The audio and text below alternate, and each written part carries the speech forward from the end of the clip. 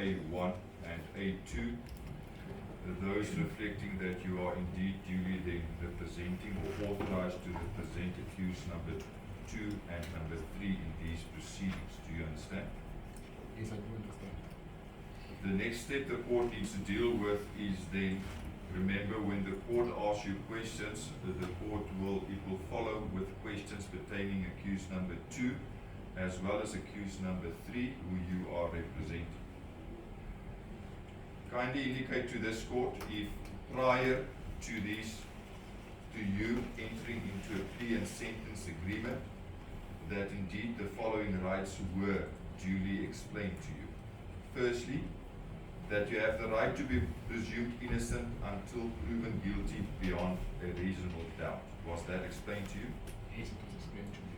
As the representative of accused number 2, was that explained to you? Yes, it was. As the representative of accused number 3, was that explained to you? Yes, yes, it Was it explained to you that you have the right to remain silent and not to testify during the proceedings? was. Yes, I was. As representative of accused number 2, was that right explained to you? Yes, it was explained.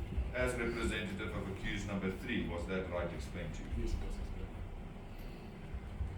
Was the right not to be compelled to give self-incriminating evidence explained to you? It was explained. Was it explained to you also then